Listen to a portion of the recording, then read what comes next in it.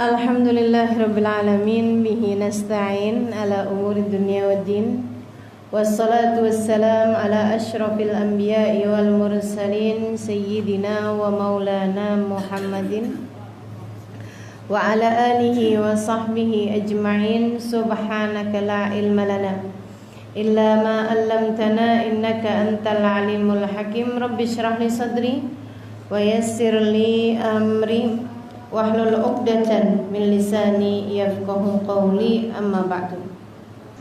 Alhamdulillah, Allah Subhanahu wa taala hadirkan kita di sini. Mudah-mudahan langkah-langkah berat kita dibayar Allah Subhanahu wa taala dengan kemudahan menuju surganya. Amin.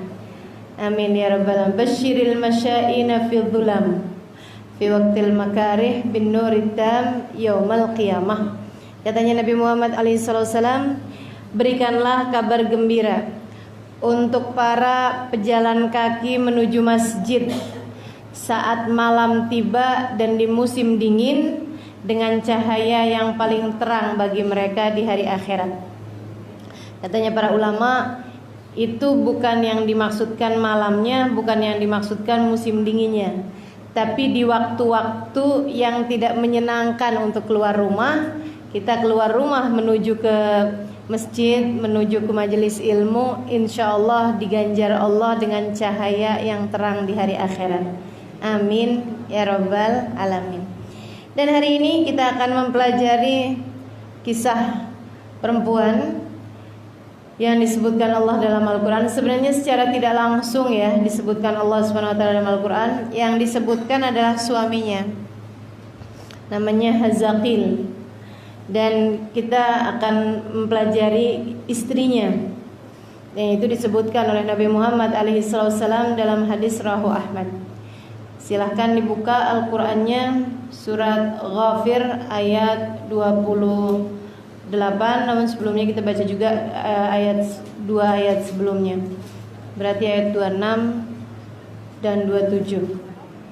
Sebelumnya kita awali dengan membaca suratul Fatihah. Kita minta kepada Allah Subhanahu wa taala, semoga Allah beri bimbingan, semoga Allah Subhanahu wa taala karuniakan segala kebaikan, semoga Allah Subhanahu wa taala tambahkan kepada kita ilmunya, semoga Allah Subhanahu wa taala karuniakan kepada kita hidayahnya, semoga Allah Subhanahu wa taala bimbing kita untuk menjadi perempuan-perempuan yang solehah insyaallah. Semoga Allah kuatkan keimanan kita, Allah mudahkan seluruh hajat kita. Ala hadhihi niyyah wa bikulli niyatin salihah. Fatihah bi niyatin nafa' wal intifa' wal mudzakarah wat tadhkir ibtigha'a mardatih wa qurbih wa thawabih wa husnil khatimah ma'al lutfi wal afiyah wa salahil aqibah wa ila hadratin Nabi Muhammad sallallahu alaihi wa alihi wasallam. Al-Fatihah.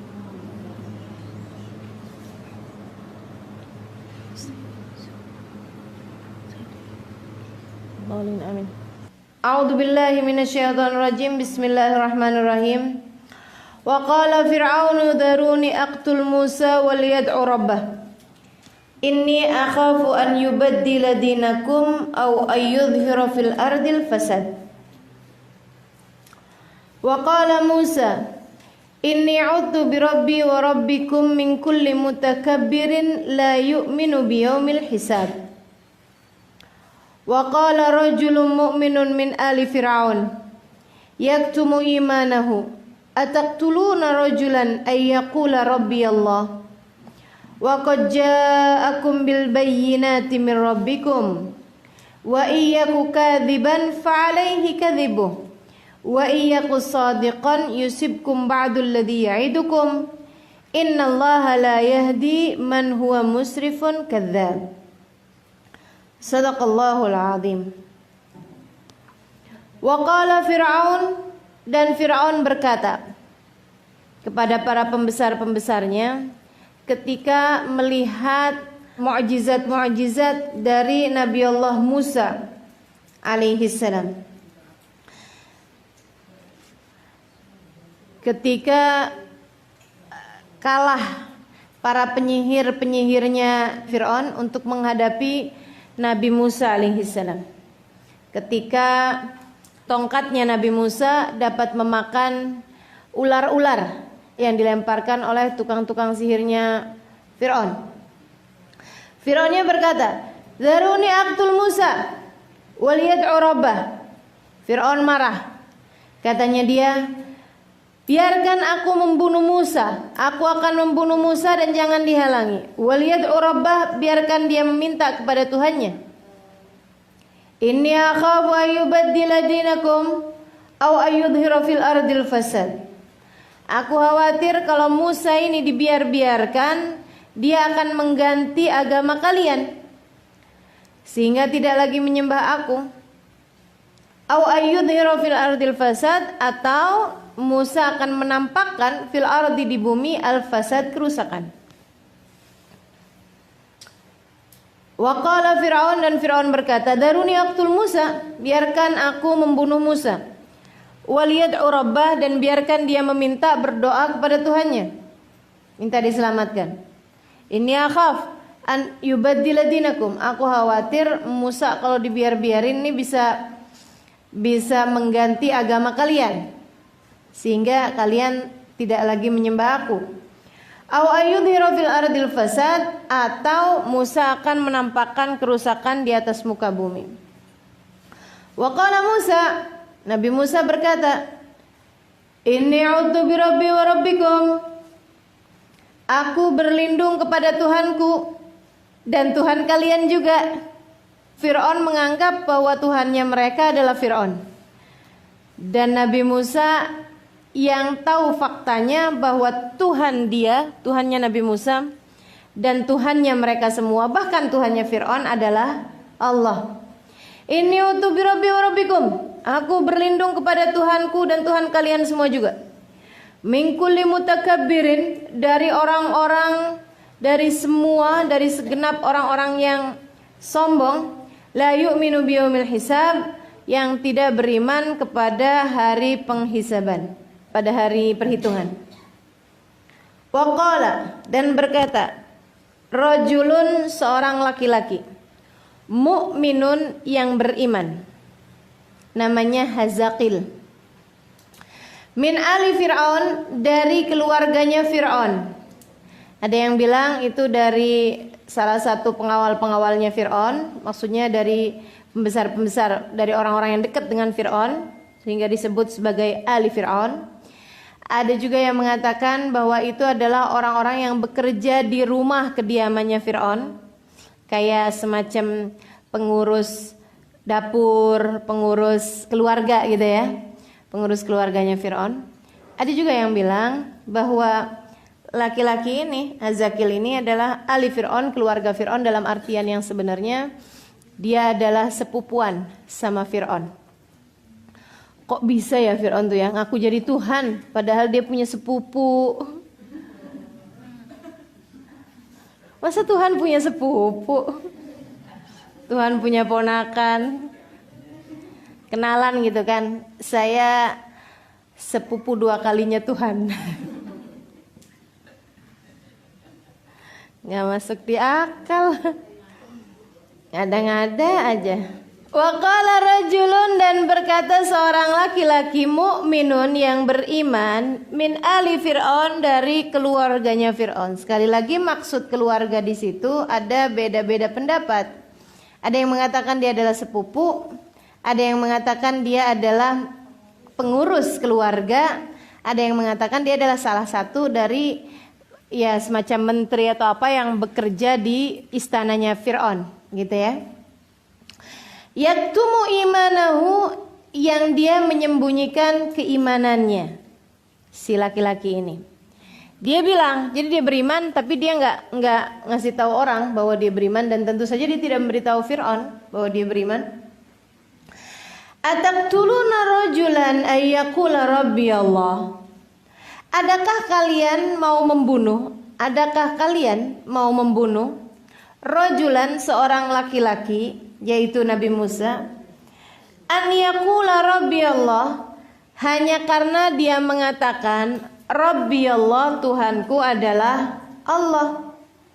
Wa qad ja'akum bil bayyinati min rabbikum, dan dia sudah mendatangkan, wa qad ja'akum, dan dia telah mendatangkan kepada kalian, bil bayyinati, dengan mukjizat-mukjizat. Dia kan udah datengin mukjizat tuh, gitu. Kamu bunuh, kamu nggak takut? Katanya si laki-laki tersebut. Bil bayyinati, dengan mukjizat min rabbikum, dari Tuhan kalian. Wa iyaku kadziban, kalau dia emang kadziban, orang yang bohong, fa alaihi kadzibuh, biarkan saja dia menanggung resiko kebohongannya. Wa iyaku shadiqon, kalau ternyata dia benar, yusibkum ba'dul ladzi ya'idukum, kalian akan terkena ancaman yang telah dia ancamkan. Innallaha la yahdi, sungguhnya Allah la yahdi, tidak akan memberi petunjuk, man huwa musrifun, orang yang melampaui batas, kadzab, lagi pendusta. Berani bener ya ngomong begitu sama Fir'aun. Diapain tuh terus? Dipaku, teman-teman. Hazakil ini akhirnya dipaku. Tuh dipaku nggak? Dipaku kalau kayu gitu kan oke ya. Tapi dipaku, sekujur badannya sama Fir'aun dipaku si Hazakil. Gara-gara ngomong kayak begitu. Ini nih, kesian benar. Jadi waktu Nabi Musa alaihissalam mulai berdakwah, itu dari kalangan keluarganya Fir'aun, dari kalangan orang terdalamnya Fir'aun, nggak ada yang beriman kecuali ada seorang laki-laki beserta dengan seluruh keluarganya. Laki-lakinya namanya Hazakil. Perempuannya entah namanya siapa, akan tetapi karena dia bekerja sebagai tukang sisir keluarganya Fir'aun. Coba tuh, kalau jadi raja tuh segala tukang sisir. Punya tukang sisir. Asisten doang mah kalah, manajer doang mah lewat. Tukang sisir, teman-teman. Ya Allah, luar biasa bener ya. Karena dia bekerja sebagai tukang sisir bagi keluarga Fir'aun, bagi anak perempuannya Fir'aun, akhirnya kemudian dia pun, orang biasa memanggilnya dengan panggilan masyitah, artinya tukang sisir. Kalau sisir itu bahasa Arabnya apa? Itu tukang sisirnya. Tukang sisirnya bahasa Arabnya apa? Coba ngomongnya gimana coba? Toknya hilang gitu. Mim shin to, mush. Toknya di belakang. Iya. Teman-teman sekalian saya muliakan. Jadi ini ceritanya ada keluarga beriman, dan tentu saja mereka karena tahu kebengisannya Fir'aun dan karena tahu kezalimannya Fir'aun, serta karena tahu tega hatinya Fir'aun menyiksa bagi orang-orang yang tidak beriman kepadanya, sehingga sekeluargaan ini kemudian memutuskan untuk menyembunyikan keimanannya. Dan tentu saja kita tahu bahwa selain daripada mereka sekeluarga, yang juga beriman kepada Allah dan Rasulnya, yaitu Nabi Musa, adalah istrinya Fir'aun yang bernama Asiyah. Kan gitu ya. Jadi ini dua orang perempuan nih, berada di lingkungan yang sangat keji, berada di lingkungan yang sangat durhaka, berada di lingkungan yang sangat kafir. Akan tetapi subhanallah, cahaya dalam hati mereka tidak redup, iman dalam jiwa mereka tetap bersinar.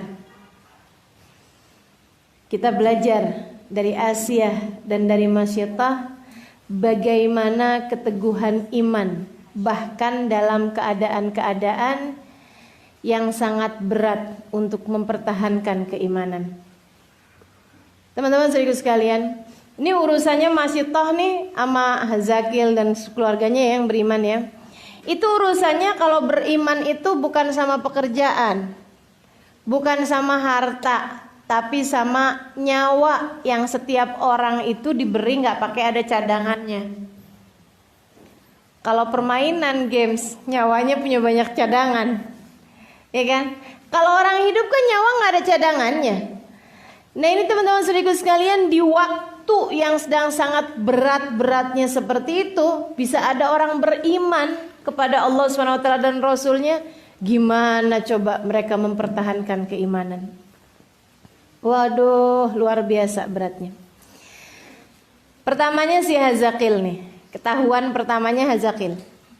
Jadi ceritanya mereka udah jalanin kehidupan beribadah pada Allah SWT, sholatnya apanya semuanya rapi, sekeluarga ini ya. Sampai kemudian Nabi Musa ketika, kan tahu ceritanya, Nabi Musa itu kan datang nih dari tempat persembunyiannya selama 10 tahun lebih ya. Selama 10 tahun lebih di tempatnya Nabi Allah Yakub alaihi salam. Nabi Musa ketika kemudian datang dari kan Nabi Musa itu kan diusir karena beliau membunuh orang ceritanya. Ini cerita lompat-lompat ya, mestinya urut-urutan. Cuman karena memang yang diminta di sini adalah menceritakan tentang perempuan, jadi agak repot. Jadi ceritanya Nabi Musa alaihissalam itu kan asalnya tinggal sama Fir'aun, kan begitu? Sampai udah jadi dewasa. Nah ketika beliau jadi dewasa, jadi remaja gitu kan. Kalau umur zaman sekarang sekitar 20-an tahun. Umur zaman itu saya kurang paham berapa tahun. Karena 60 aja katanya masih lagi lucu. Gitu, umur orang dulu kan panjang-panjang ya. Akhirnya kemudian Nabi Musa itu satu hari ada ngeliat tentaranya Fir'aun zalim lagi berbuat kezaliman kepada orang miskin. Dia kesel ngelihatnya. Nabi Musa ini kan memang hatinya baik, nabinya Allah SWT. Jadi kemudian fawakazahu Musa, ama Nabi Musa dilerai, didorong tuh orang. Kabarnya kekuatannya Nabi Musa adalah setara kekuatan 40 laki-laki yang kuat. Didorong doang sama Nabi Musa, duk, orangnya jatuh kayak berasa dihantam gada, kemudian meninggal dunia. Fawakazahu Musa fakharra mayyita. Nabi Musa dorong gitu doang, terus tiba-tiba orangnya jatuh dan meninggal. Waduh, Nabi Musa ketakutan. Pulang Nabi Musa, ada yang lihat nih orang-orang. Kemudian mereka membuat semacam demo, semacam protes gitu ya kepada Fir'aun. Kenapa itu anaknya Fir'aun bisa bikin tentaranya Fir'aun menjadi meninggal gitu. Akhirnya ada orang ngasih tahu Nabi Musa, Musa kayaknya kamu kabur aja deh. Ini orang-orang nih kayaknya bisa bikin demo besar-besaran nih, kamu nih kayaknya akhirnya dibunuh karena membunuh orang kemarin itu. Oh gitu ya, oke deh, kabur Nabi Musa.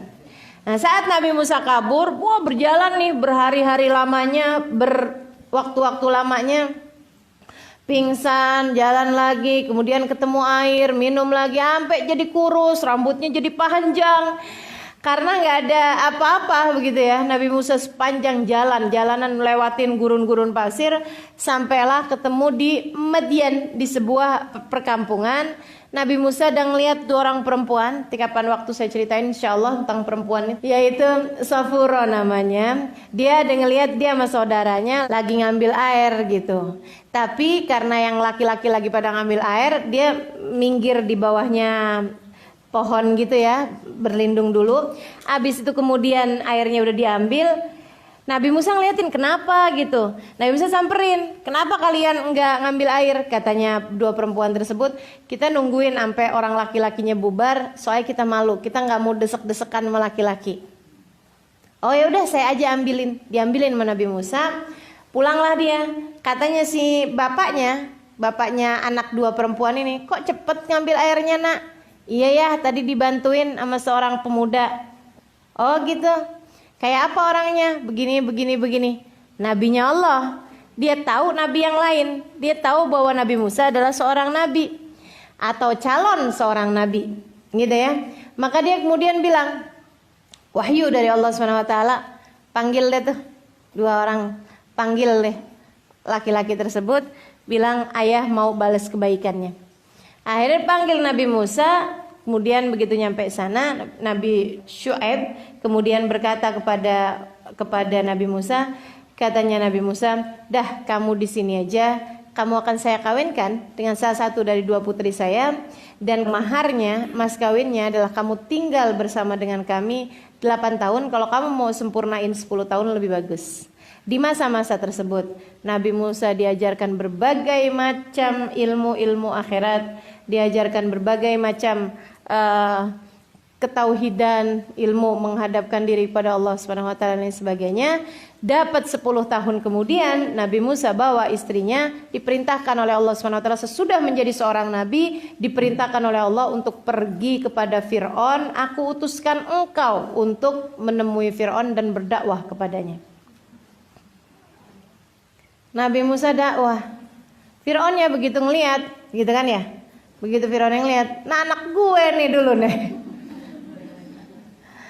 Balik lagi, apa kabar? Musa.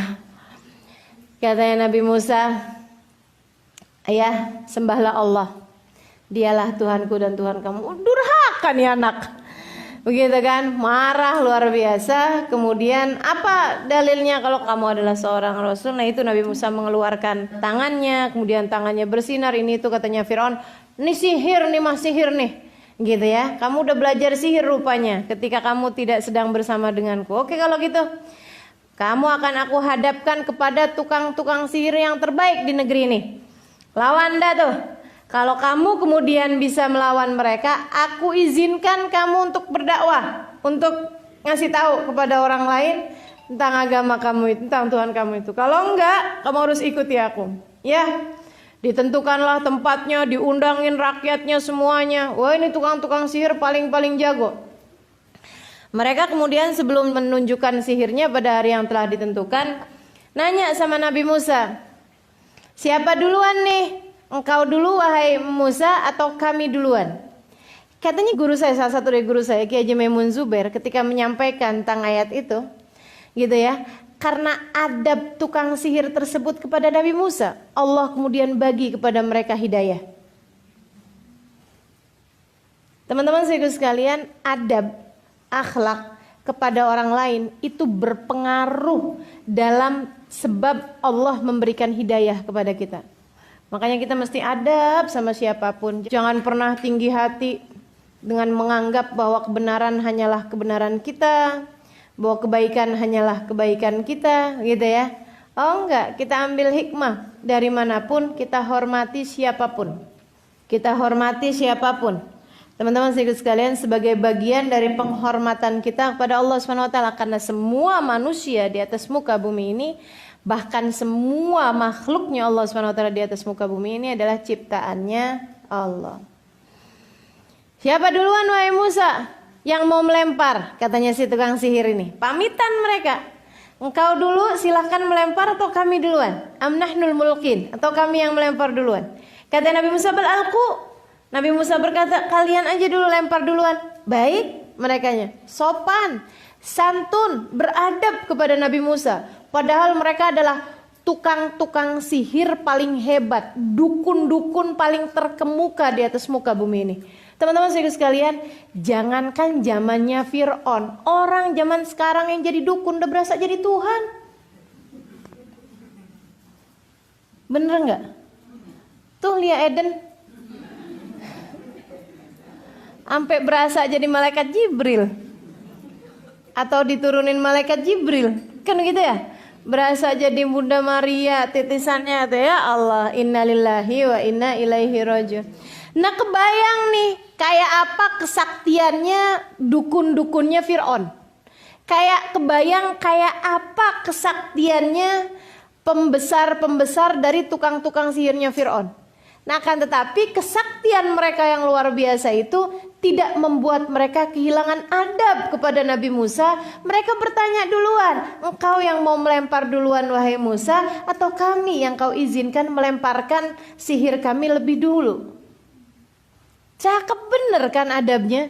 Dan itu kata guru saya, sekali lagi ya, tanya Kiai Maimun Zubair, itu yang kemudian menyebabkan Allah Subhanahu wa taala menurunkan keimanan kepada para tukang-tukang sihir tersebut. Mereka kemudian, para tukang sihir itu melemparkan set talinya, kemudian talinya itu dalam pandangan rakyat yang gak ngerti sihir kayak ular. Kayak ular-ular kecil gitu ya.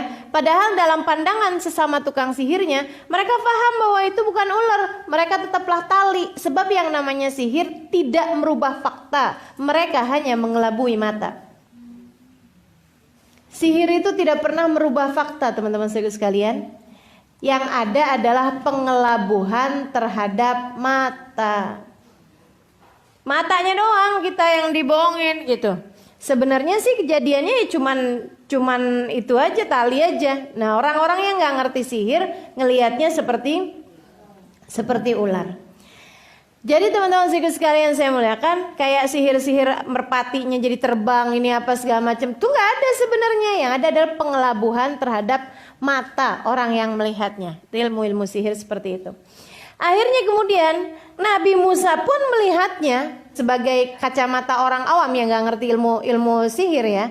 Nabi Musa maksud saya awam dalam masalah ilmu sihir. Nabi Musa ngelihatnya juga ular. Waduh, gimana nih ya Allah? Saya mesti gimana nih ya Allah?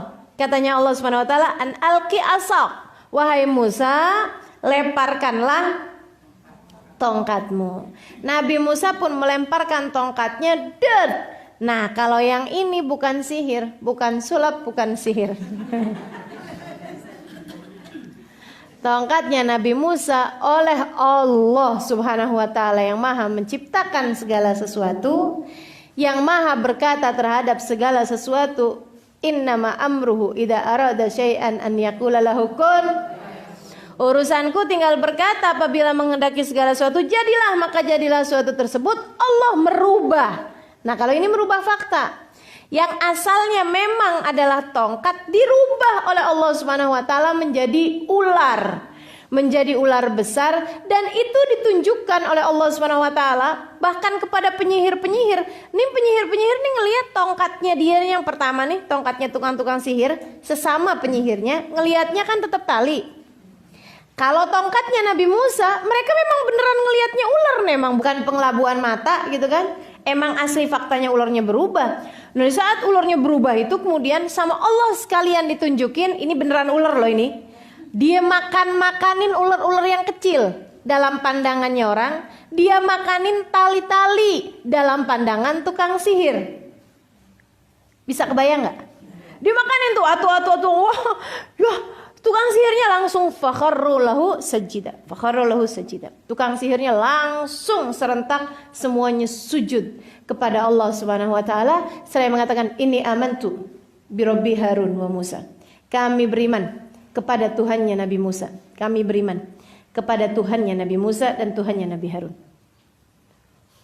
Fir'aunnya marah. Fir'aun gak ngerti sihir, tapi dia sangat-sangat merasa dirinya sebagai Tuhan.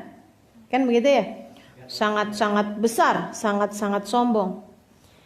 Siapa yang perintahkan kalian buat sujud kepada Musa? Siapa yang nyuruh? Saya yakin nih, ini kalian nih udah sekongkolan duluan. Ini Musa nih pasti akabirukum. Pasti nih Musa nih, ya dia langsung menciptakan dalam pikirannya konspirasi. Bahwa mereka nih udah sekongkolan duluan gitu ya. Bahwa kemudian pikirannya panjang bener ya. Bahwa mereka tuh udah janjian, oh nanti kamu duluan ya yang lempar, terus nanti begini gitu-gitu. Gitu katanya si Fir'aun itu. La usallibannakum ajmain, katanya Fir'aun, liatin tuh ntar kalian saya salib semuanya. La uqatti'anna aydiyakum arjulakum min khilafin wa la usallibannakum ajmain. Saya akan potong-potongin tangan-tangan kaki-kaki kalian. Dan orang-orang penyihir tersebut begitu iman masuk ke dalam hatinya langsung mengatakan la dhair, enggak ngaruh, enggak apa-apa, potong-potong gitu. Hebat bener ya. Saya jadi waktu baca kalimat la dhair, ya Allah, ini orang baru beriman beberapa menit doang udah bisa begitu. Nah kita beriman dari kecil gitu, diancam dikit aja, ya Allah, kena hal-hal sedikit aja. Kalau kamu pakai jilbab nggak boleh kerja di tempat ini lagi, langsung buka jilbab, begitu kan ya. Baru suaminya ngomong, kamu kayaknya kalau pakai kerudungan kelihatan lebih tua deh, langsung nggak pakai kerudungan. Ada yang begitu? Nggak ada ya, alhamdulillah. Gitu, ya Allah, sedih bener rasanya gitu ya. Nah ini penyihir-penyihir Fir'aun, baru beberapa menit beriman, udah bisa langsung bilang la dhair, nggak ngaruh, nggak apa-apa, silakan aja. Padahal ancamannya la uqatti'anna aydiyakum wa arjulakum min khilafin wa la usallibannakum ajmain. Kesel nih Fir'aun ini, abis kejadian tersebut dia masuk ke balairung istana, dikumpulin para pemuka-pemukanya, kumpulin semuanya. Dia bilang, waqala Fir'aun, daruni aqtul Musa waliyat urabbah. Udah dah, keputusan sudah bulat, katanya si Fir'aun, saya mau bunuh Musa waliyat urabbah. Biarin dipanggil Tuhannya, minta-minta pertolongan sama Tuhannya. Katanya Fir'aun, inni akhaf an yubaddila dinakum, aku takut nih. Padahal ya kalau ngelihat ucapannya, lalu Tuhan, masa Tuhan takut? Kita aja bukan Tuhan bisa bilang siapa takut. Orang beriman aja bisa ngomong seperti itu ya. Yang kayak tadi tuh penyihir-penyihirnya Fir'aun yang kemudian beriman langsung bilang la dhair, nggak ngaruh, nggak takut kita. Mau kamu potongin tangan kaki kita, mau kamu sembelih kita, mau kamu salib kita, nggak jadi masalah gitu. Ini Fir'aun ngaku Tuhan, tapi dia bilangnya inni akhaf an yubaddila dinakum. Saya takut kalau Musa dibiarin hidup nanti ngerubah agama kalian. Kalau kamu Tuhan ngapain takut? Kalau Tuhan jadi tempat kembalinya yang pada takut, gitu ya. Kita kan takut kembali kepada siapa? Kembali kepada Allah. Nah kalau dia Tuhan dan dia takut, baliknya sama siapa? Gitu. Jadi aneh memang ucapannya nih. Fir'aun ini antara-antara gitu. Dia tuh ngaku-ngaku jadi Tuhan, tapi dia juga ngaku-ngaku kalau saya tuh sebenarnya bukan Tuhan. Bingung sendiri nih sama jati diri dan status dirinya sendiri. Tuhankah dia ataukah bukan?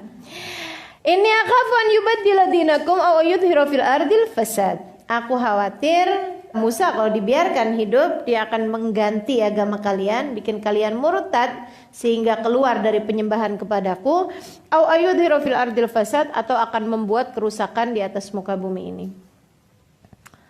Ada Musanya di situ. Nabi Musa bilang, Musa, jadi kamu mau aku bunuh? Kata Nabi Musa, inni a'udzu birabbi wa rabbikum. Kalau kamu memang mau bunuh saya, ya aku akan mohon perlindungan. Karena aku kan makhluk aja. Saya kan hamba aja, saya emang gak ngaku jadi Tuhan. Jadinya kalau kamu mau bunuh saya, ya aku akan berlindung. Kepada siapa kamu berlindung? Ila rabbi wa rabbikum. Kepada Tuhanku dan Tuhan kamu juga kan Pak Fir'aun. Min kulli mutakabbirin la yu'minu biyawmil hisab. Dari segala kekejian orang yang sombong, yang tidak beriman kepada hari penghisaban. Ya udah, pokoknya saya mau bunuh, katanya si Fir'aun nih. Orang ini nih, siapa tadi namanya?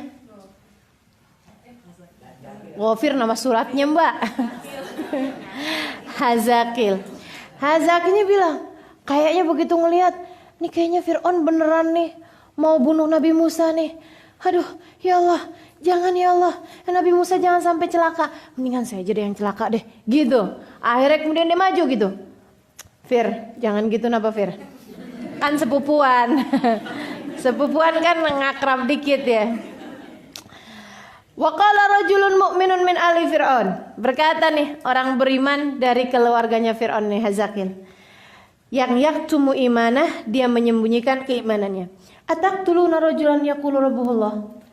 Kamu serius mau bunuh Musa hanya karena mengatakan bahwa Tuhannya adalah Allah? Emang kamu gak ngerasa bahwa Tuhan kamu juga Allah? Gitu ya. Sekaligus masukin keimanan, sekaligus mau bikin dia mikir gitu.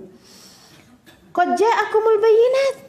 Dia udah datengin bukti-buktinya. Tuh tukang-tukang sihir yang kamu mengundangnya, mereka semuanya beriman karena tahu bahwa itu tuh bukan hanya sekedar sihir. Ini memang benar-benar nih Allah yang ngerubah gitu kan. Ini bukan sihir, Fir'aun, ini bukan sihir. Ini adalah bayinat, ini adalah kebenaran, ini adalah bukti kekuasaan Allah Subhanahu wa taala. Ini adalah mukjizat. Dia udah mendatangkan mukjizat dari Tuhan kita semuanya. Kamu serius mau bunuh dia? Wa iyyaku kadiban fa alaihi kadibu. Kalau dia emang bohong, ya udah biarin aja dia dengan kebohongannya. Kalau dia benar, kemudian kita dihancurkan sama Tuhannya, sama Tuhan kita semuanya, gimana menurutmu? Kan yang susah kita juga. Ayo deh Fir, mikir lagi gitu maksudnya. Gitu ya. Diinin gitu sama dia gitu. Innallaha la yahdi man huwa musrifun kadzdzab. Nah, ini kalau ucapan ini bisa jadi ucapan dia, bisa jadi juga ucapan Allah Subhanahu wa taala. Maksudnya bagaimanapun Allah tidak akan memberi hidayah kepada orang yang musrif, yang keluar batas seperti Fir'aun ini, kadzdzab, dan dia juga orang yang selalu mendustakan. Seorang pendusta. Jadi katanya Allah, ya mau dia ngomong apa juga, Fir'aun sih udah terlanjur musrif, udah terlanjur keluar batas gitu, jadi nggak akan beriman juga. Fir'aun ya begitu diomongin kayak begitu, bukannya mikir iya ya gitu kan, nggak mikir kayak begitu gitu. Dia mikirnya malah kayak begini, wah nggak beriman nih Hazakil nih, sini digantung si Hazakil, dipaku. Teman-teman sekalian, dipaku, tangannya dipaku, tok tok tok tok tok tok tok, berapa paku gitu, kakinya dipaku, tok tok, ya ampun, itu kayu apa badan orang ceritanya si Fir'aun ini, orang keji tuh naudzubillah ya, kayaknya nih si Fir'aun nih rada bukan psikopat menurut saya nih, sampai bisa kepikir buat maku orang kan, ya Allah, dipaku. Belakang rumah di pohon paku gitu ya. Habis itu kemudian Asiyah lihat, sedih Asiyah, nangis Asiyahnya.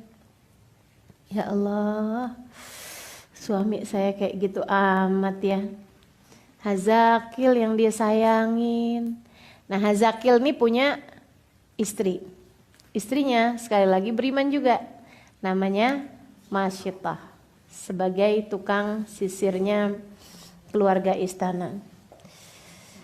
Lagi pas dateng nyisirin Asia, Masitohnya dibilangin, Masitoh, iya Tuan, yang sabar ya. Kenapa Tuan? Oh kamu belum tahu. Kurang lebih nih ya.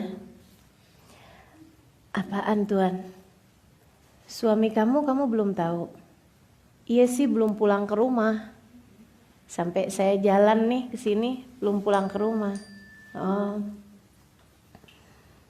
Iya. Dia sekarang sudah meninggal dunia. Kaget banget kan. Tapi dia meninggal sebagai syahid, sebagai orang yang telah mempertahankan keimanan. Itu diceritain. Asiyah kemudian memperlihatkan kepada Masyitah suaminya yang sudah habis dipaku-paku itu. Ya nangis. Udah habis itu, tapi ya mau gimana? Tetaplah bertahan Masyitah. Iya Tuan. Aku akan kasih pada kamu, ya maksudnya buat makan, buat ini apa segala macam, tetaplah bertahan. Iya. Udah pulang, diurusin anaknya. Dia punya anak 2. 1, ya gitulah ya. Kalau umur saya nggak perkirakan, tapi maksudnya anak-anak lah yang 1. Yang 1 lagi masih menyusu. Yang 1 lagi masih dalam gendongan. Akhirnya kemudian selang seminggu, 2 minggu, 3 minggu, berapa saat dari terbunuh suaminya. Emang hati Masyitah juga rasanya kayak yang, udah deh. Semakin berat saja hidup ini dengan mempertahankan keimanan, kayaknya mati lagi gampang. Kayaknya meninggal dunia lebih mudah bagiku daripada harus hidup dengan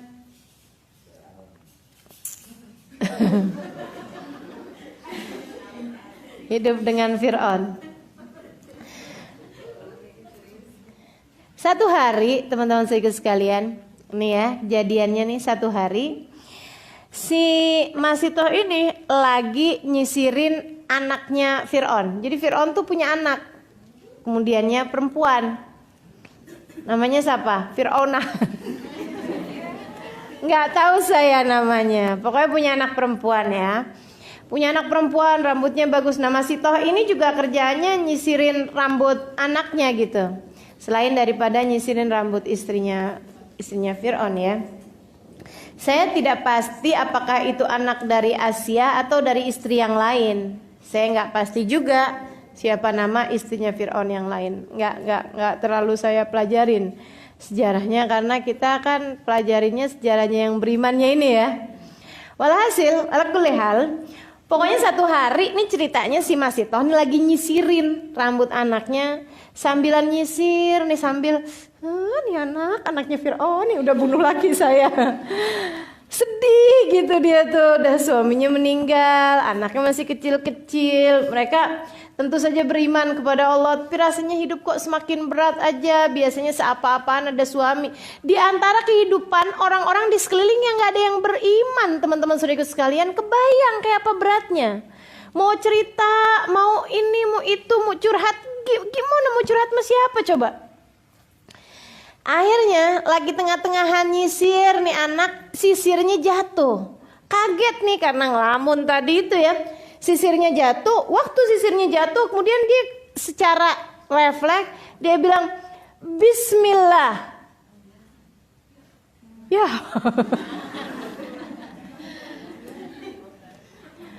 Bismillah, ya Isa Fir'aun.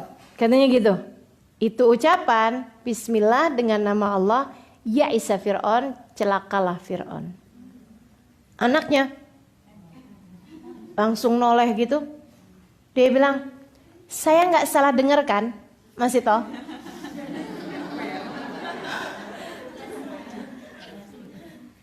Kamu nggak beriman ya sama bapak saya? Katanya Mas Ito, saya beriman kepada Allah, Tuhan yang maha benar. Udah kayaknya udah yang mati-mati deh gitu ya. Nyusul suami kayaknya lebih ringan nih hidup daripada harus seperti ini, kayak gitu. Jadi sekalian dijawab, dia bilang, iya, saya beriman kepada Allah SWT, kepada Tuhannya Nabi Musa. Ayah kamu bukanlah Tuhan. Nah, sekalian dibuat dakwah sama Fir'aun, sama Mas Ito. Ayah kamu bukan Tuhan. Kamu yakin kalau dia Tuhan gitu? Mas Ito, kamu sadarkan apa yang akan terjadi kalau saya adukan ucapan kamu ini kepada ayah saya? Katanya Mas Ito, saya sadar penuh, tidak ada yang saya khawatirkan, karena Allah SWT senantiasa bersama dengan saya. Dia kemudian langsung ditinggalinnya Mas Ito, dia lari ketemu sama bapaknya. Dia bilang sama bapaknya, sama Fir'aun, dia bilang, Pak, tuh Mas Ito tuh gak beriman. Dia tadi waktu nyisir, sisirnya jatuh, dicerita kemudian. Wah, Fir'aun marahnya luar biasa. Aku udah ngira kayak begitu, dia emang bininya Hazakil. Dia diajak tapi masih sama Fir'aun nih masih yang oke. Gini deh, Mas Ito, apakah kamu beriman bahwa aku adalah Tuhanmu? Enggak Tuhan. Kamu yakin? Yakin Tuhan. Orang dianya sendiri sebagai Tuhan gak yakin kalau dia Tuhan. Gimana yang mau nyembah yakin ya? Akhirnya kemudian, aku akan menyiksamu kalau kamu tidak meyakini bahwa aku sebagai Tuhan. Tuhan, bagaimana mungkin kau sebagai Tuhan? Engkau sendiri tidak bisa mengendalikan. Oh pokoknya gitulah, dijawab sama Fir'aun. Fir'aunnya tambah marah. Akhirnya kemudian katanya Fir'aun, didihkan minyak panas. Teman-teman saudaraku sekalian, dididihkanlah, ada tempat dari tembaga gitu ya, dimasukin minyak di situ sampai kemudian dididihkan. Besar tempatnya, itu memang tempat penyiksaan bagi orang-orang yang tidak beriman kepada Fir'aun gitu. Diancemnya biasanya disiksanya di sana. Udah tuh datengin tempat sebesar-besar apaan, di situ dididihkan minyak panasnya, kemudian didatangkanlah satu demi satu keluarganya, panggil semua. Ada 2 anaknya Mas Ito kan, suaminya kan udah meninggal, dia punya 2 anak. Yang pertama kali dilempar adalah anaknya yang kecil, bukan yang paling kecil, yang nomor 1, yang masih kecil juga, balita gitu kan. Dipelukin sama Mas Ito, ya Allah, kayak apa tuh seorang ibu ngelihat anaknya kemudian dilemparkan seperti itu. Anaknya nangis, kejar, tapi kemudian ditarik tangannya, lemparkan, dek. Yatafattat sampai udah tinggal tulang. Habis itu kemudian tahu yatafattat, bercerai-berai gitu langsung dagingnya kena panas itu ya, kayak tinggal tulang. Nah Masitoh sebelum dia dilemparkan itu Masitoh bilang gitu, bolehkah aku meminta permintaan terakhir padamu wahai Tuhan? Kama Fir'aun. Dia bilang apaan? Tolong saya minta agar tulang-tulang kami nanti dikumpulkan jadi satu dan kuburkan. Baik, katanya Fir'aun. Akhirnya kemudian udah tuh satu diambil tulang-tulangnya. Udah mateng. Sedih bener ya.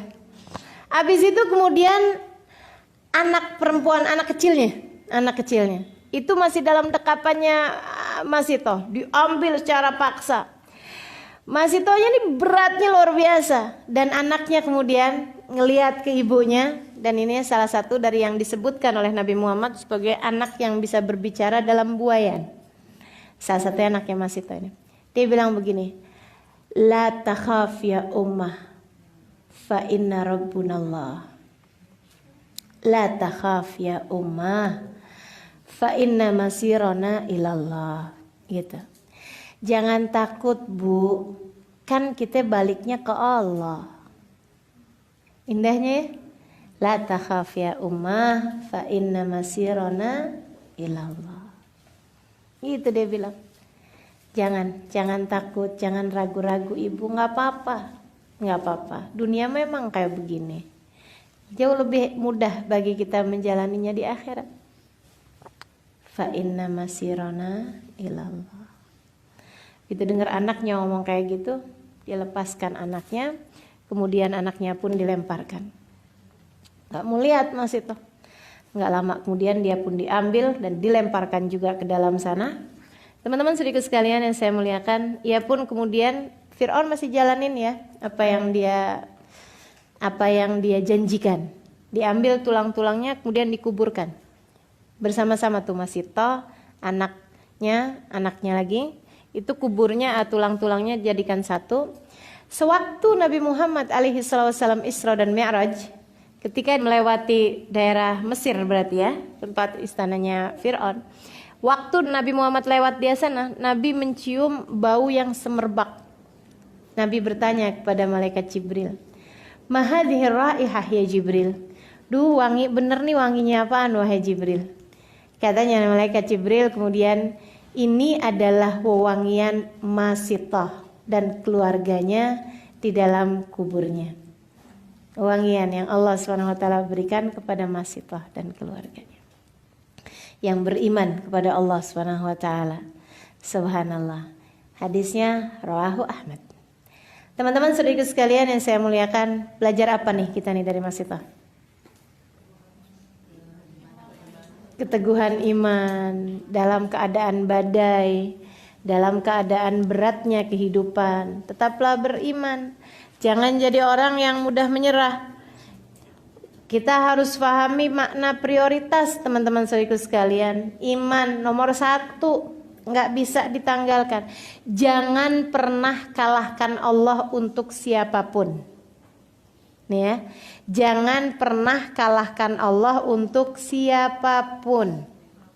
Sekali lagi, jangan pernah kalahkan Allah buat siapapun. Buat suamimu kah, buat ayahmu kah, buat ibumu kah, buat harta dunia kah, buat urusan segala urusan. Jangan pernah kalahkan Allah buat siapapun.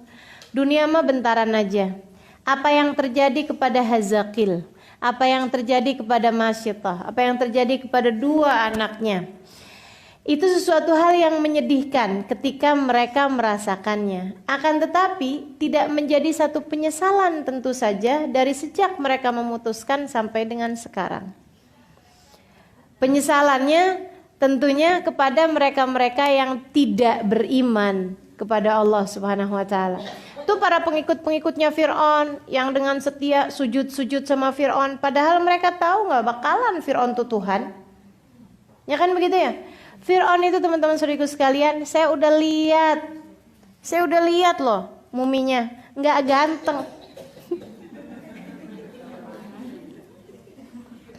Saya udah lihat loh muminya Fir'aun, nggak cakep dan pendek. Ya Allah, luar biasa ya. Kebayangnya kan kita kalau bayangin Fir'aun selama ini kan kayak tinggi gitu kan. Secara postur tuh pantas gitu buat ngaku jadi Tuhan. Dibandingin sama orang zaman sekarang aja, orang Mesir ya. Dibandingin sama orang Mesir zaman sekarang, Fir'aun tuh pendek. Apatah lagi dibandingkan sama orang zaman-zaman dulu itu. Orang zaman dulu kan lebih besar-besar daripada kita. Saya pernah pergi ke makamnya Nabi Hud. Panjang, luar biasa. Saya pernah pergi ke makamnya Nabi Ayub, panjang. Pergi ke makamnya nabinya Allah Subhanahu wa taala yang terdahulu tuh panjang-panjang mereka, tinggi-tinggi, besar-besar begitu ya. Kaum Ad, kaum Tsamud itu kabarnya panjangnya 400 diro. 400 diro. Satu diro tuh 40 cm sekitar. Setengah meteran sekitar. 400 diro. Sekitar 200-an meter.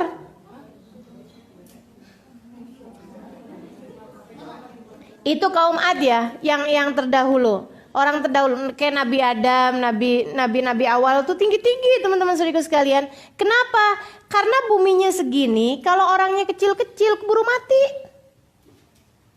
Kan begitu? Zaman itu mau nyari makanan apaan coba makanannya? Gitu. Jadi mereka itu perlu harus tinggi-tinggi buat bisa bertahan hidup. Nah, apa makanan yang mereka makan? Ngerogohin laut. Mereka pergi ke laut.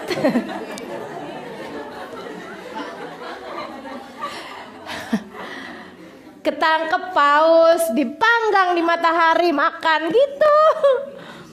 Tinggi-tinggi. Kalau enggak kan mereka ya udahlah tinggalnya di hutan-hutan kayak begitu. Kemudian badannya segede-gede kita ini misalnya, sekecil-kecil kita ini. Habis berapa hari juga dimakan serigala, dimakan gitu. Nah, untuk bertahan hidupnya tuh mereka diciptakan lebih tinggi lah daripada kita. Nah, zamannya Nabi Musa, saya kira sih udah nggak sampai segitu tinggi lagi ya. Tapi paling nggak itu lebih tinggi lah gitu dari orang-orang zaman sekarang. Nah, itu aja tuh Fir'aun itu nggak terlampau tinggi. Sama orang zaman sekarang aja Fir'aun tuh termasuknya pendek, begitu kan ya? Termasuknya pendek dan memang segitu dia ukurannya waktu hidupnya itu si Fir'aun itu. Nah, bisa orang pendek itu ngaku jadi Tuhan? Ngaku jadi nabi aja nggak mantes ya. Ngaku jadi Tuhan pula, subhanallah. Luar biasa benar kan? Makanya teman-teman saudaraku sekalian, jangan pernah kalahkan Allah untuk siapapun. Kita mesti tahu bahwa yang punya kehidupan adalah Allah. Yang punya nafas kita adalah, yang punya rizki kita adalah, yang punya cinta di hati manusia, pengaturnya adalah Allah. Jangan pernah tinggalkan Allah untuk suamimu. Jangan pernah tinggalkan ajaran-ajaran Allah untuk saudaramu. Jangan pernah tinggalkan apapun aja, karena jangan pernah tinggalkan Allah untuk apapun atau untuk siapapun. Wah, kalau saya sholat atau kalau saya pakai jilbab, saya akan dikeluarkan dari pekerjaan. Terus kenapa? Kalau saya nggak bekerja, bagaimana cara saya makan? Dia lupa dalam rahim ibunya dia belum kerja. Iya kan benar? Siapa di antara kita yang di rahim ibu gitu dan jahit gitu? Enggak ada. Enggak ada. Kita di rahim ibu kita enggak ada yang kerja. Apakah nyampe rizkinya kepada kita? Nyampe tuh. Subhanallah. Kita zaman kecil juga belum bisa ngapa-ngapain. Kita nyampe aja rezekinya kepada kita sekalian. Dan memangnya orang-orang selama ini memangnya dengan bekerja gitu dia dapat makan? Enggak juga kan? Itu cuma sarana untuk menjemput rizki. Dan teman-teman saudaraku sekalian, menjemput tuh udah pasti adanya. Ada nggak di antara kita nggak punya anak tapi dijemput di sekolahnya? Bu, jemput siapa bu?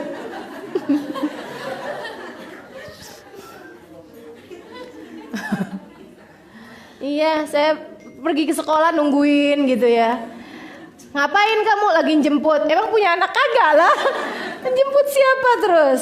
Jadi yang namanya jemput tuh udah pasti ada gitu. Makanya istilahnya menjemput rizki, bukan mencari rizki. Karena kalau nyari belum tentu ketemu. Tapi kalau jemput sudah pasti ada. Gitu kan?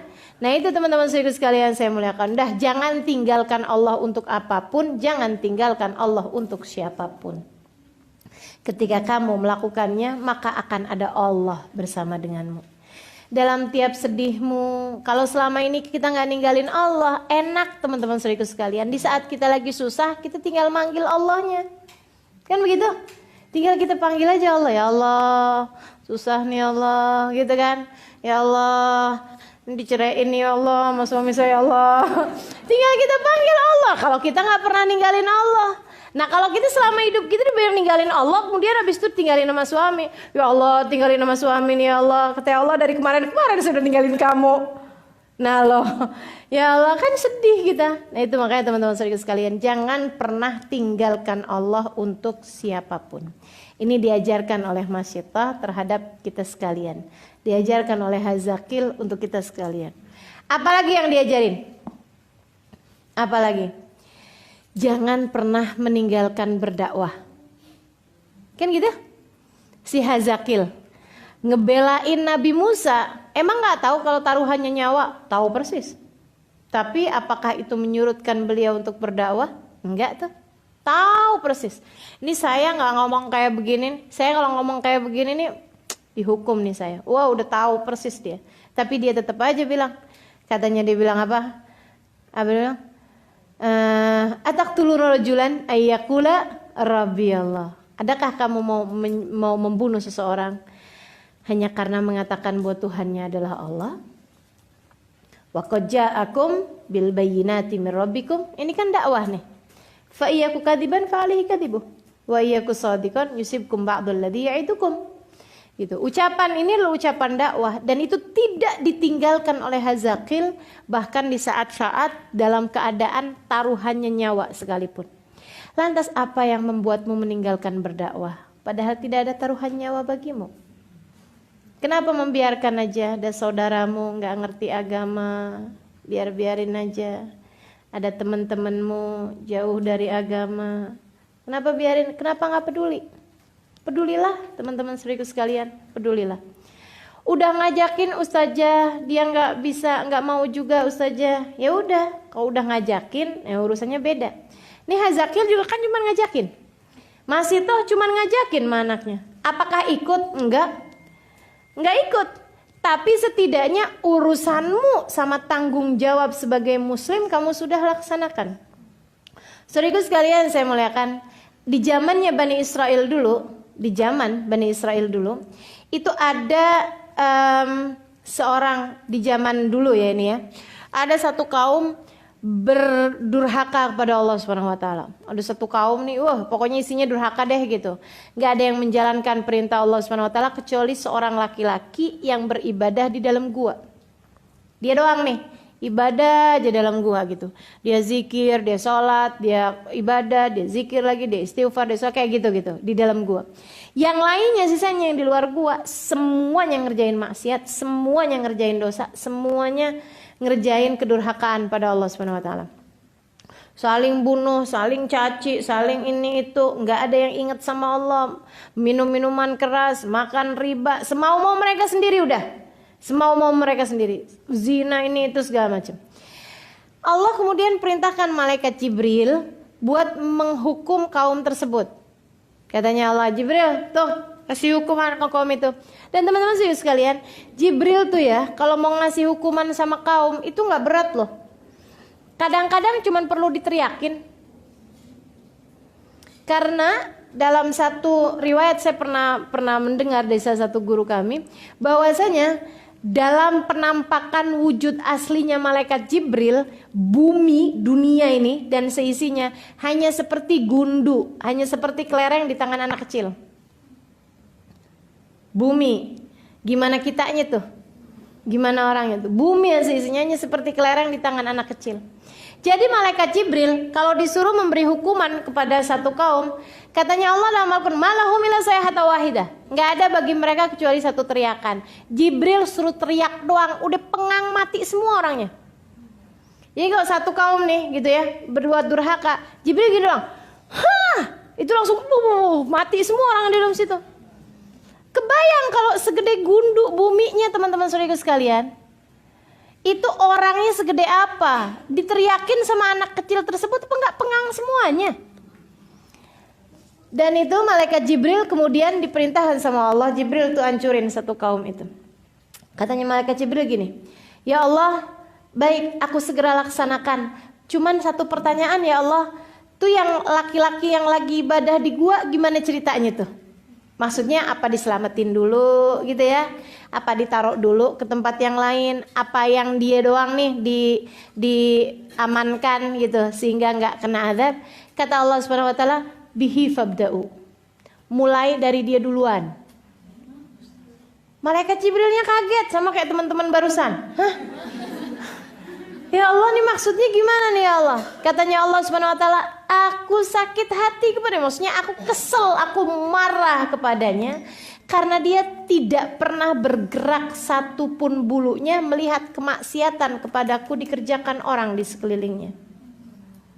Nggak punya ghirah terhadap agama, nggak punya kecemburuan terhadap agama, nggak sensitif. Kayaknya tuh dia kepengen masuk surga sendirianan doang. Dia pikir surganya jadi sempit kali kalau rame-rame. Dia kepengen jadi eksklusif gitu maksudnya. Gitu ya. Biarin dah semuanya pada masuk neraka, yang penting gue selamat. Gitu kali dia pikir. Nah teman-teman saudaraku sekalian yang saya muliakan, selalulah berkata kepada semua teman-teman di sekeliling kita gitu ya. Kalau surga gak ada kamu gak rame. Surganya kalau nggak ada kamu nggak ramai kan gitu ya. Maka berusahalah untuk mengajak setiap orang menuju jalan surga. Tentu saja dengan cara masing-masing. Tentu saja dengan ilmu yang sebisa yang kita mampu. Tentu saja dengan ajakan-ajakan yang membuat dia merasa tidak jauh dari agama. Teman-teman sekalian, jangan suka nyalah-nyalahin. Kalau nyalah-nyalahin bikin orang malah jadi semakin jauh dari agama. Begitu kita ketemu orang sepupu kita atau apa lagi kumpul-kumpul bajunya pakai bikini gitu ya. Na'udzubillah.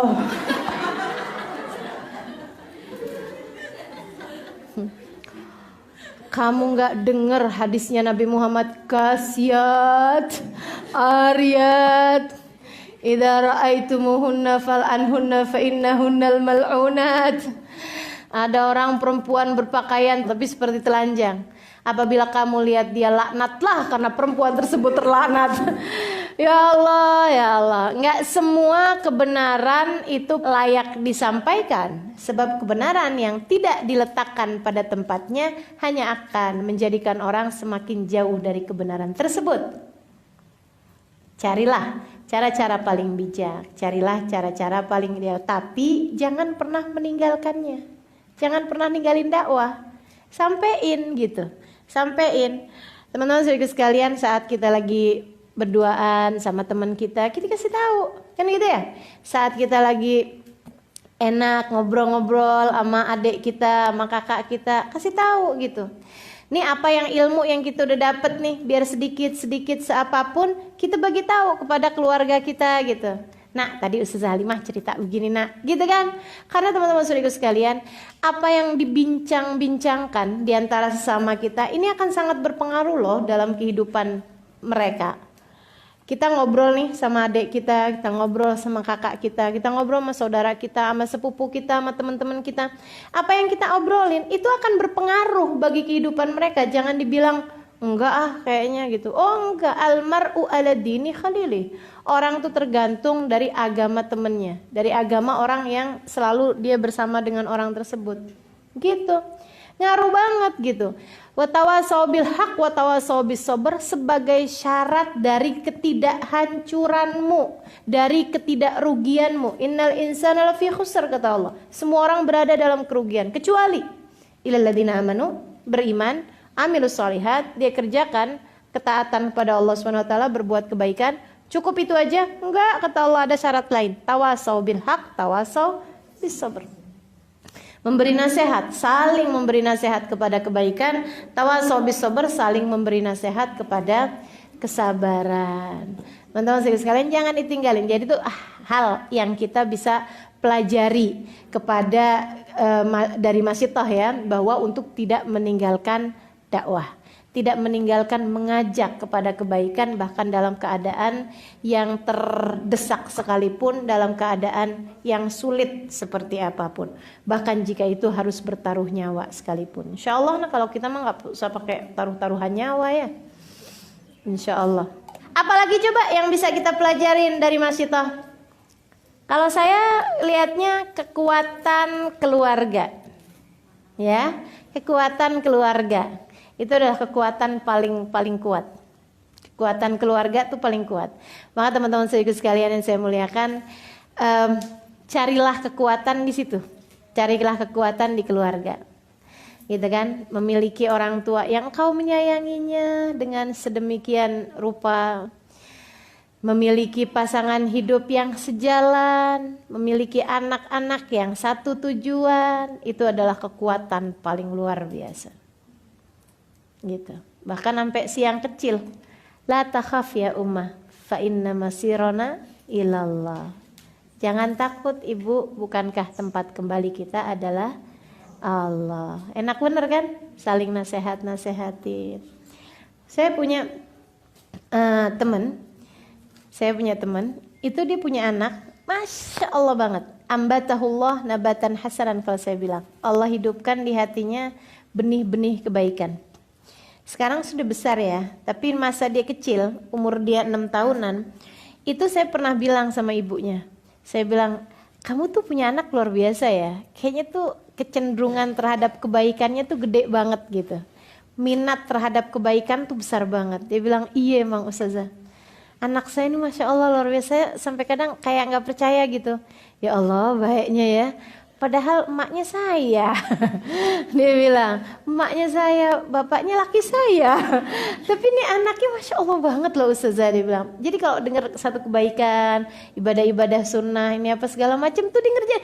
6 tahun teman-teman saudara sekalian, 7 tahun, itu umur segituan lah, kecil banget gitu masih.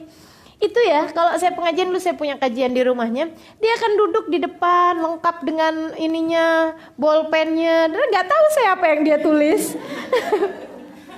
Lucu, mana cantik gitu kan anaknya. Ntar kalau misalnya mic-nya mati atau apa gitu, sok-sok sibuk. Mati ya mic-nya ya. Lucu banget gitu, kayaknya dia mau benerin gitu ya.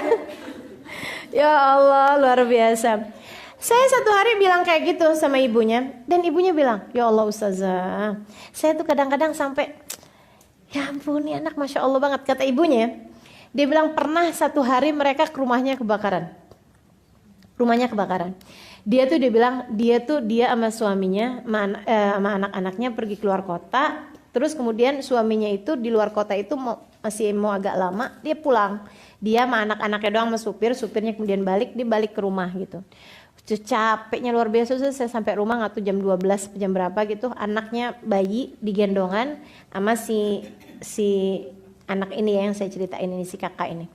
Dia bilang saya pun cepet-cepetan masuk kamar, udah kunci pintu, tidur. Dia bilang dapat tidur mungkin 1 jam gitu, anak saya nangis yang bayi, saya melek mata, ternyata karena gelap. Jadi gelap, AC-nya mati, lampu mati ternyata di daerah tersebut gitu. Jadi dia bilang karena dia mungkin gelap gitu ketakutan, akhirnya saya kemudian nyalain lilin, saya taruh di atasnya lemari. Saya tidur, dia bilang saya tidur lagi. Begitu kebangun saya berasa sesek, kemudian anak juga nangis, saya kebangun udah asap di mana-mana. Rumah kami kebakaran, kamar kami terutamanya sumber kebakarannya. Dia bilang saya langsung samber handphone, saya langsung ambil tas saya langsung ambil ada beberapa barang berharga, maksudnya gitu yang udah memang jadi satu tempat. Dia bilang saya ambil anak saya ambil juga si yang kecil dalam gendongan, saya keluar. Dia bilang, ya Allah Ustazah, begitu saya keluar rumah tuh udah asap, udah api sampai di atasnya atap rumah kami. Dia bilang, ya Allah, saya kemudian jalan gitu, ada rumah pertua saya nggak jauh dari rumah saya, alhamdulillah. Dia bilang saya jalan menuju ke sana, tuh udah saya nangis saja. Saya tuh nyesel banget karena belum lagi nggak ada suami, belum ada lagi ada anak 2 gitu kan, kayaknya sedih banget saya di perjalanan menuju ke rumah mertua itu. Dan anak saya sih yang kecil ini sambil pegangin tangan saya, dia bilang kayak begini, sabar ya mah, ini tuh ujian mah, sabar ya mah ya, ujian tuh mah kata ustazah buat naikin derajat. Ya Allah ustazah, itu rasa-rasanya tuh kayak saya tuh lagi dibisikin dibisikin dari malaikat Jibril gitu loh, kayak dapat wahyu gitu. Ya Allah, ya Allah. Dia bilang anak saya nih seringkali menguatkan saya, kekuatan keluarga. Yuk kita ciptakan itu dalam keluarga kita, insya. Kita akhiri majelis kita dengan membaca kafaratul majlis. Subhanakallahumma bihamdik asyhadu an la ilaha illa anta astaghfiruka wa atubu ilaik. Subhanakallahumma bihamdik asyhadu an la ilaha illa anta astaghfiruka wa atubu ilaik. Subhanakallahumma bihamdik asyhadu an la ilaha illa anta astaghfiruka wa atubu ilaik. Taqabbalallahu minna wa minkum taqabbal ya karim. Terima kasih, mudah-mudahan bermanfaat. Wal afu minkum. Assalamualaikum warahmatullahi wabarakatuh.